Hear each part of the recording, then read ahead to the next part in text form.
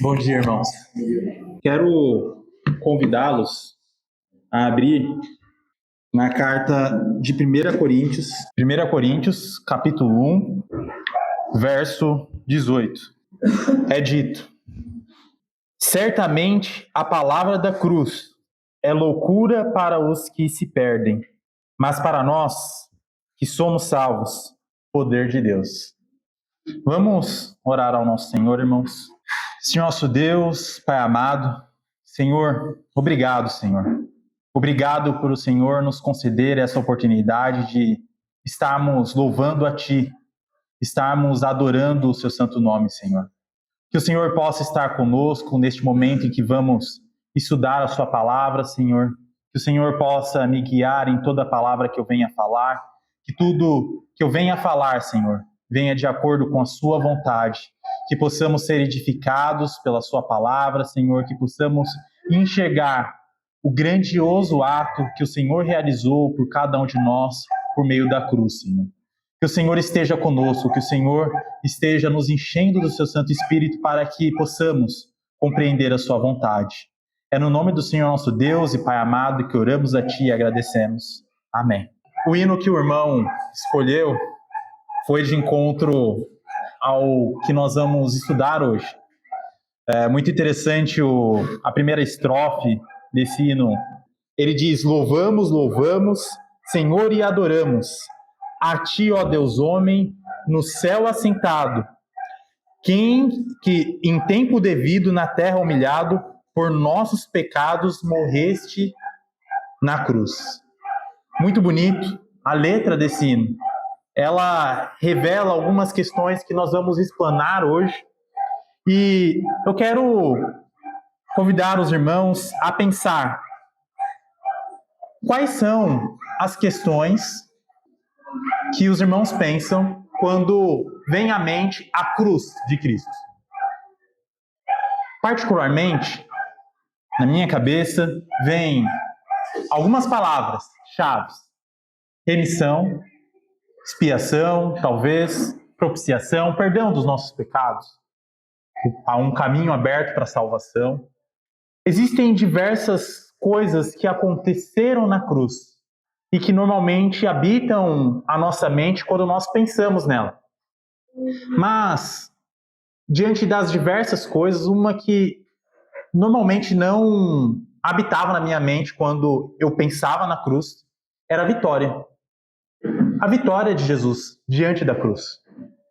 Eu pensava muito na questão do perdão dos pecados, pensava muito na questão da expiação, mas pensava muito pouco sobre a vitória que Jesus Cristo teve na cruz, sobre o reino que Jesus trouxe através da cruz, através justamente da manifestação de um reino agora que traz remissão. É muito interessante porque existe uma palavra de um homem que muitas vezes é pouco lembrado. Houve um homem que estava ao lado de Jesus e ele disse: lembra-te de mim quando vieres no teu reino. Os irmãos lembram aonde está essa passagem? Em que momento foi? Era o ladrão ao lado de Jesus na cruz. Quando este ladrão estava ao lado de Jesus na cruz, inclusive, normalmente, pela tradição, chamam ele de Dimas, mas não é apenas uma tradição, não tem esse nome nas Escrituras. Ele estava ao lado de Jesus, vendo Jesus sendo crucificado, e o que ele pede para Jesus? Para que Jesus, quando viesse com o seu reino, lembrasse dele. Ele olha para Jesus e vê Jesus ensanguentado na cruz, sendo humilhado por diversas pessoas e ultrajado ali, sendo xingado por outras pessoas, zombado. E ele olha para Jesus e vê um rei, alguém que tem posse sobre um reino. Quem olharia para alguém ensanguentado, morrendo na cruz, e lembraria que aquele que estava na cruz era o portador de um rei, de um reino. Muito interessante isso. Este homem faz um pedido: lembra-te de mim quando vieres no teu reino. Revela uma fé que reconhece a realeza de Jesus e justamente no momento de maior humilhação. E o que eu quero estudar com os irmãos é justamente sobre isso. Sobre a morte de Jesus, sobre a expiação, sobre o reino e sobre a vitória de Jesus. Nós, quando falamos de reino, é um dos temas, eu acredito que mais difíceis das Escrituras. Porque quando nós pensamos na lei, a lei se liga ao reino. Porque o reino, ele é regido por uma lei. O governante, ele governa aqueles que estão sobre o seu reino por meio da lei. E quando nós falamos da lei, que é um tema difícil, nós estamos falando diretamente do reino. Quando nós estamos falando sobre a redenção, nós estamos falando sobre o reino. E Jesus, ele traz um reino. Ele inaugura o reino. É um dos temas mais difíceis. Eu fiquei muito tempo pensando em trazer essa pregação. Eu quero dividir com os irmãos várias pregações sobre esse tema. Esse vai ser o primeiro que nós vamos introduzir um aspecto geral sobre tudo que nós temos na Escritura de forma, claro, não vou conseguir, não sou capacitado para isso. Eu acredito que ninguém é para trazer de forma extensiva tudo que o Senhor revela nas Escrituras, mas o que eu tenho de entendimento e que eu consigo estudar também, mas de forma introdutória. Hoje nós vamos ver alguns aspectos desse reino, a importância da morte de Jesus Cristo e algumas coisas que muitas vezes são esquecidas sobre a morte de Jesus Cristo. Bom, primeiramente, o reino e a cruz não são conceitos isolados. Quando nós falamos do reino, nós também falamos da cruz. Eles têm papéis diferentes, mas eles são a culminação de toda a história. Eles são o ponto final de toda a história e um novo início. Quando nós olhamos para o Antigo Testamento, nós vemos já sendo dito sobre a vitória, sobre um sofrimento. Quando nós olhamos para Gênesis capítulo 3, verso 15, uma passagem extremamente conhecida, é dito que viria um descendente, que a serpente feriria o calcanhar, mas esse descendente pisaria sobre a cabeça da serpente. Então, o descendente seria ferido, mas o que aconteceria? Ele venceria sobre o inimigo. Então, nós vemos aqui uma transformação da vitória real que passa pelo sofrimento de um servo que sofreu. E aí nós ligamos a Isaías 53. Um servo sofredor, mas que traz o seu reino por meio da morte. E quando nós falamos do reino, é importante lembrar que o reino já estava presente antes da morte de Jesus Cristo. Jesus Cristo, quando está curando ali muitas pessoas, expulsando demônios, quando inclusive ele é acusado de expulsar demônios por Beelzebu, o que ele é dito, o reino é chegado. Ou, por exemplo, na NVI é dito chegou. Então, já estava presente. Jesus já estava ali trazendo o reino dele. Então, no Evangelho de Marcos, Jesus, ele proclama essa missão. Ele explica a natureza dessa missão. E aí nós temos, por exemplo, parábolas que muitas vezes são esquecidas que se tratam do reino. Por exemplo, quando nós lembramos da parábola do semeador, nós lembramos que ela é uma parábola sobre o reino? Eu, particularmente, não. Mas ali no capítulo 13, nós vemos diversas parábolas. E ali nós vemos sempre no início da parábola, que é uma parábola sobre o reino dos céus. Então, quando nós olhamos para a parábola do semeador, uma parábola extremamente conhecida, que fala sobre levar a palavra, que a palavra é recebida no coração das pessoas. Quando nós olhamos para a parábola do joio e do trigo, é uma parábola sobre o reino, sobre a expansão do reino. E muitas vezes nós falamos, nossa, mas cadê esse reino que eu não estou vendo? Aí nós lembramos da parábola do joio e do trigo, que fala que o joio está junto com o trigo e que nós somos justamente essas sementes. E que virá um momento em que haverá separação entre o joio e o trigo. E por que é difícil de se ver?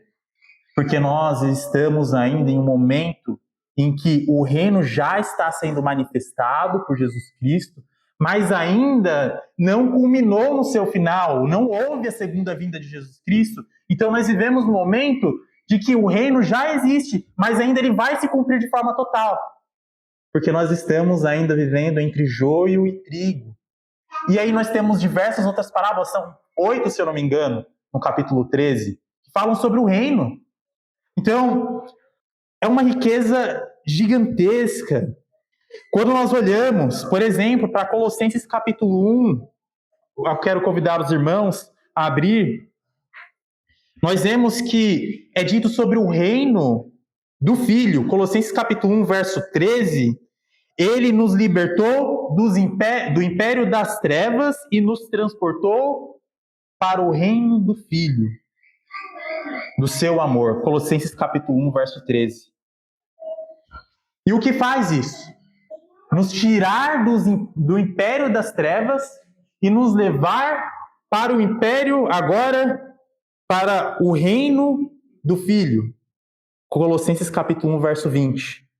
E que, havendo feito a paz pelo sangue da sua cruz, por meio dele, reconciliasse consigo mesmo todas as coisas, quer sobre a terra, quer nos céus. É o sangue de Jesus Cristo. É o sangue de Jesus Cristo que nos tira do império das trevas e nos transporta para o seu reino. E assim, todas essas coisas são entrelaçadas na reconciliação e na derrota, e aí isso é muito importante, na derrota dos poderes do mal. Quando nós abrimos em Colossenses capítulo 2, verso 15, olha o poder da morte de Jesus Cristo na cruz, o sangue dele derramado na cruz. Colossenses capítulo 2, verso 15, é dito: e despojando os principados e as potestades, publicamente os expôs ao desprezo, triunfando deles na cruz. É na cruz que Jesus Cristo vence o mal. É na cruz que Jesus Cristo vence a Satanás. Mas Satanás está destruído? Aí vem essa questão de algo que Jesus Cristo já efetuou a vitória, mas Satanás vai ser destruído somente no dia final. Mas Jesus Cristo já venceu Satanás. Satanás já foi despojado dos seus poderes e agora já não reina sobre o império das trevas, sobre nós, porque Jesus Cristo veio a este mundo e morreu por cada um de nós. Em Apocalipse, nós vemos a vitória do leão.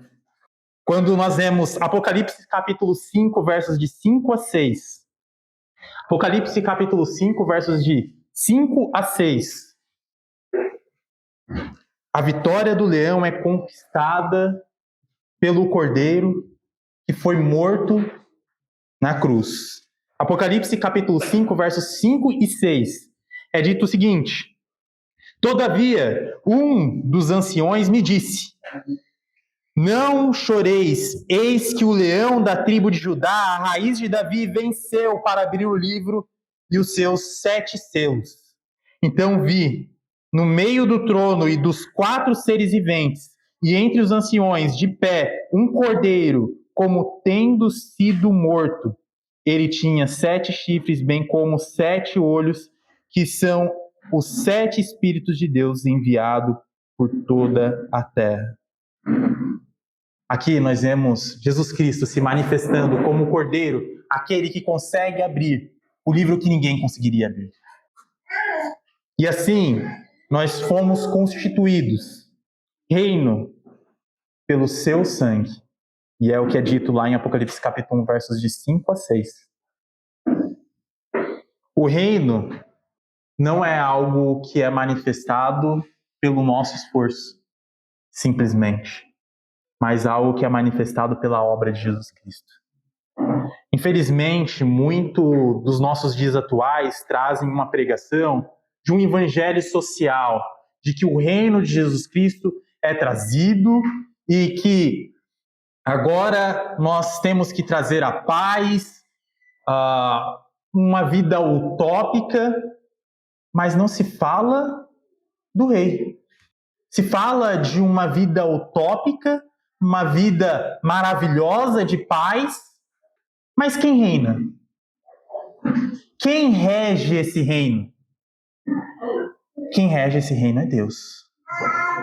E Deus que impõe como esse reino ele avança. E aí nós vemos o projeto da criação. O reino de Deus, ele é coordenado por seus vice-regentes. O que eu quero dizer com vice-regentes? Temos que ter muito cuidado. Lá em Apocalipse é dito que nós somos feitos reino e sacerdócio.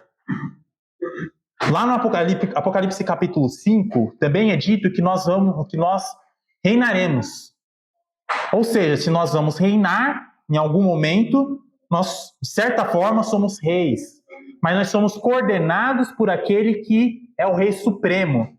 E ele é quem coordena aqueles que são vice-regentes. Ou seja, os vice-regentes têm um papel do quê? De executar aquilo que o rei ordena. Se o rei ordena que seja feito algo, os vice-regentes vão fazer aquilo. Então, quando eu falo de vice-regentes, é para nós termos a consciência de que nós estamos vivendo sobre um rei, sobre aquele que é rei, Jesus Cristo. Ele coordena toda a nossa vida. Ele quem fala o que deve e não deve acontecer. Isso é maravilhoso nós pensarmos, porque quando nós pensamos no reino, é mais fácil de nós entendermos as coisas. Mas existe algo muito interessante, porque quando nós olhamos para Salmo capítulo 8, ali o salmista, ele contempla as coisas maravilhosas que Deus criou, e ele fala, olha, quão pequeno é o homem, mas você escolheste o homem, dentre todos, para o quê? Dominar sobre todas as coisas. Nós sabemos que nós não cumprimos esse papel. E aí Hebreus vem e mostra que Jesus Cristo cumpriu esse papel. Jesus Cristo dominou sobre todas as coisas. Ele foi o verdadeiro Filho do homem e mostrou o que nós devemos cumprir. E assim, quando nós pensamos em Salmo capítulo 8, nós devemos pensar em Cristo. E um papel que nós falhamos em realizar. Porque quando nós olhamos para Gênesis, nós vemos que qual foi o papel do homem? Dominar sobre todas as coisas na terra. Cultivar. Cumprimos esse papel? Falhamos. E Apocalipse vem mostrando que nós, de alguma forma, e aí vem a questão do que eu ainda não compreendo, nós vamos reinar. O papel que nós deveríamos cumprir vai ser cumprido na nova criação. O reino foca em quem é Deus. Deus é rei. E o que ele faz? Reina. Não é uma utopia sem Deus, mas o Senhor corrigindo o que o pecado corrompeu. Quando nós olhamos para Zacarias, irmãos. Zacarias capítulo 14. Zacarias capítulo 14.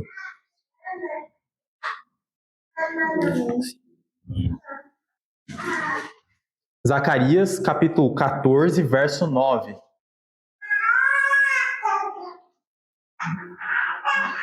É dito: o Senhor será rei sobre toda a terra naquele dia. Um só será o Senhor, e um só será o seu nome.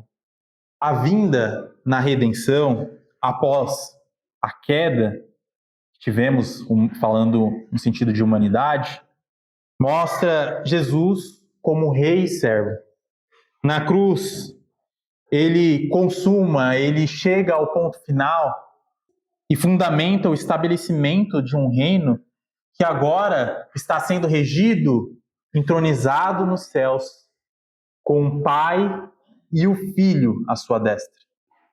Então, é sempre interessante nós olharmos para Jesus Cristo, como é dito em Romanos, como fim. E aí é o que nós estávamos estudando em Romanos, capítulo 10, verso 4. Jesus Cristo, ele é o objetivo da lei, ele é a culminação, ele é o cumprimento da lei. Ou seja, em Jesus Cristo, nós vemos justamente o ponto onde tudo apontava. É a resposta de Deus diante da queda que nós tivemos, diante do nosso pecado. Ponto importante também é nós vemos a implicação que tudo isso traz. Nós estamos falando do reino estabelecido por Jesus Cristo, mas o que isso implica, o que isso traz?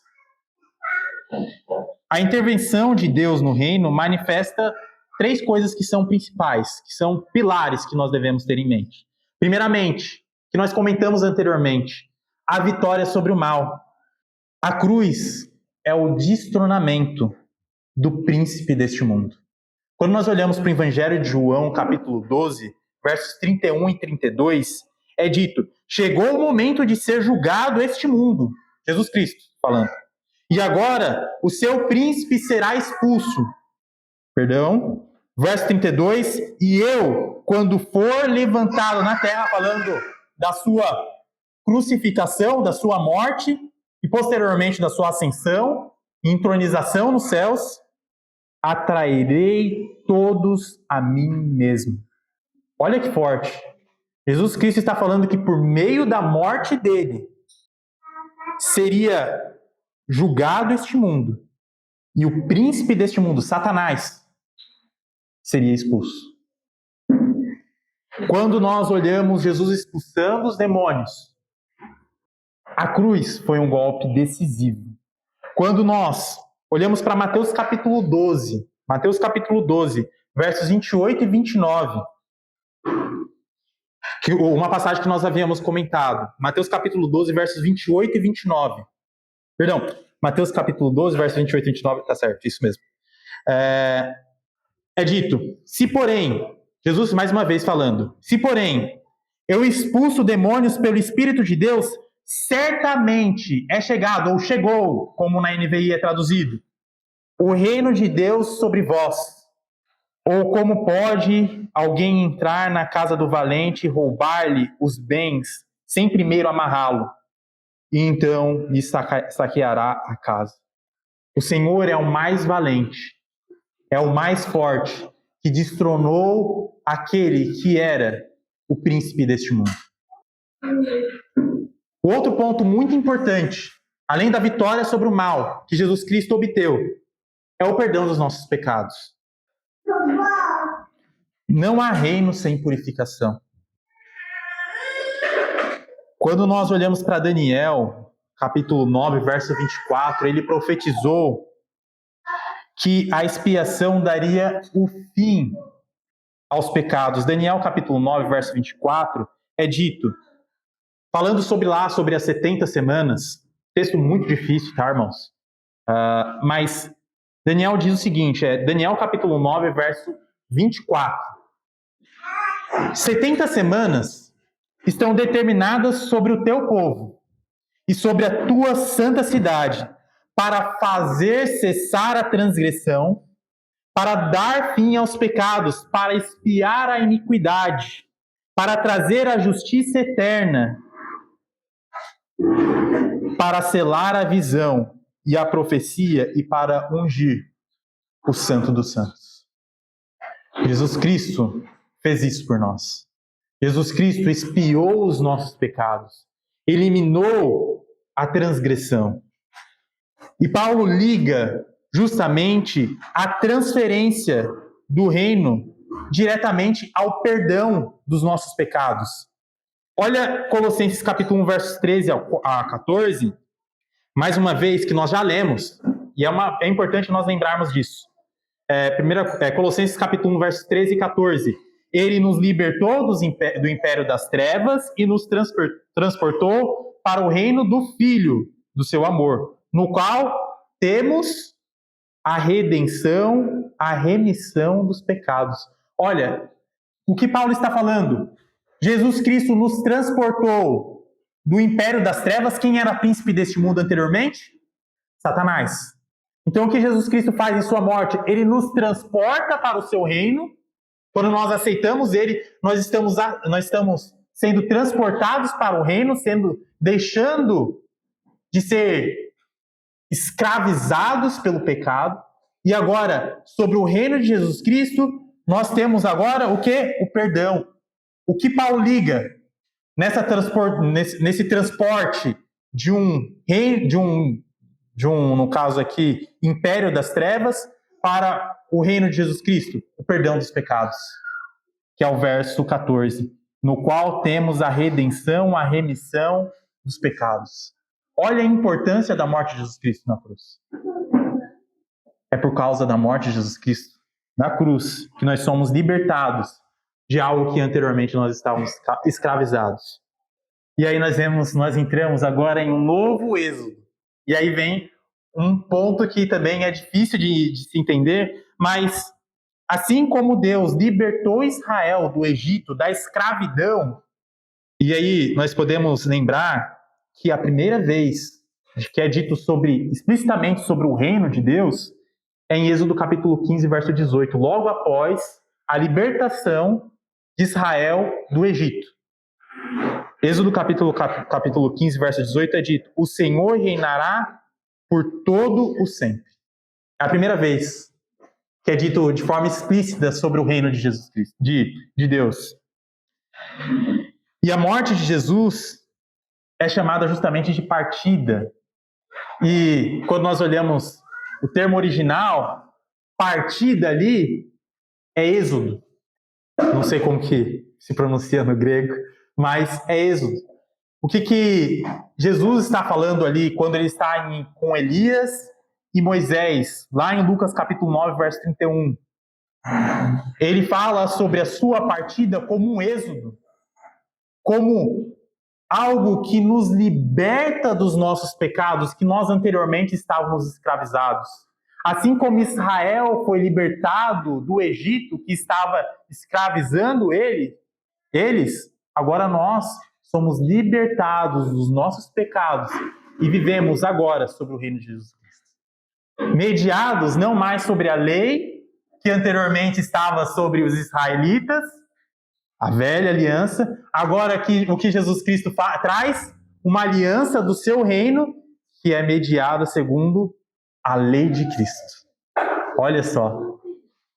São muitas coisas, irmãos. É a libertação do pecado e da morte, conduzindo-nos ao novo céu e nova terra. E aí vem a atenção, né? Do reino já ali presente, Jesus Cristo, e algo que vai ser visto no futuro. Porque quando nós nos convertemos é dito o quê? Que nós somos feitos novas criaturas, parte da nova criação, correto? Mas ainda tem algo a ser completado. Então, é grandioso isso, irmãos. E aí vem a lógica da expiação, termo difícil que Levítico traz, propiciação e expiação. Expiação, eliminar pecados. Propiciação, afastar a justiça, a ira de Deus de nós, diante do pecado que cometemos. Então, existem dois aspectos que são muito importantes que Jesus também efetua na cruz. Primeiro, um aspecto vertical. O que eu quero dizer com vertical? Entre Jesus Cristo e Deus, e o Pai. Primeiramente, nós vemos a justiça de Deus sendo satisfeita. Porque nós pecamos e isso não vai trazer consequências? Traz consequências. Então, Jesus Cristo media isso e ele resolve isso com o Pai. Então, nós temos um aspecto vertical entre Jesus Cristo e Deus. Jesus paga e leva a pena pelos nossos pecados para satisfazer a justiça de Deus e nos reconciliar com Ele. E aí vem a questão horizontal, o aspecto horizontal que envolve nós. Nós vemos uma grande transição. A cruz não é apenas uma transição, mas é uma virada de era. Quando nós olhamos para a cruz, nós devemos olhar para Gálatas, capítulo 1. Acho também interessante nós abrirmos lá, irmãos. Gálatas, capítulo 1. Estamos chegando ao final. Última passagem que nós vamos examinar. Gálatas, capítulo 1, verso 4. Gálatas, capítulo 1, verso 4. O qual se entregou a si mesmo pelos nossos pecados, para nos desarraigar deste mundo perverso, segundo a vontade de nosso Deus e Pai.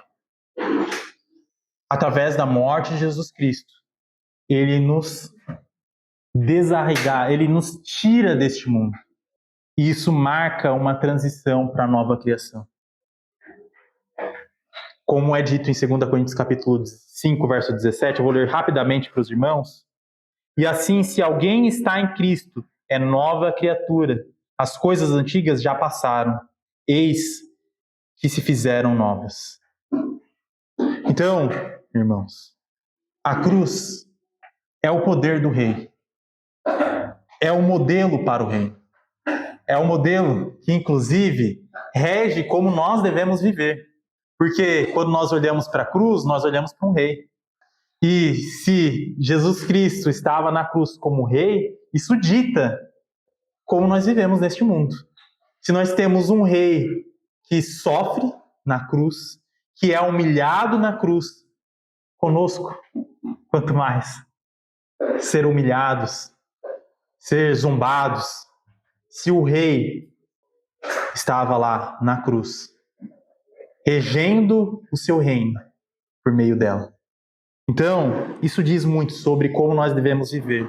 A morte de Jesus não foi apenas um ato sacerdotal de perdão dos nossos pecados, mas um ato real.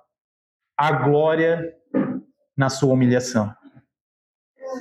E a nossa resposta como igreja é que somos constituídos como reino e sacerdotes, não governados pelo padrão deste mundo, mas pela lógica da cruz, sendo conformados à morte de Jesus Cristo para vivermos segundo a ressurreição dele. O reino de Jesus Cristo está inaugurado, confirmado na sua ressurreição e será consumado, chegará ao seu fim. No caso, fim, conclusão, que eu digo, na sua segunda vinda. E assim nós devemos nos submeter a esse rei, que expia os nossos pecados. Que Deus nos abençoe, irmãos.